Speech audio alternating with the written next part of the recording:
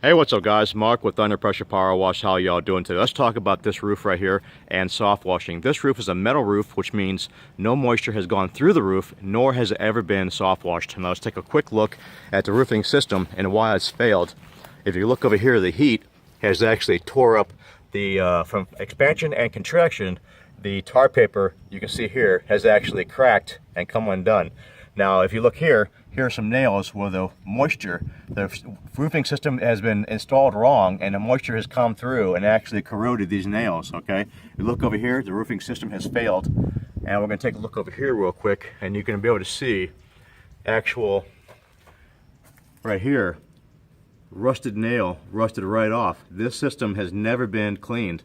So when people talk about nails being rusty from soft wash, they're full of you know what. Don't listen to them. It's just people trying to sell you their services that are just mad. They're just trying to sell you their services and it's all a bunch of crap.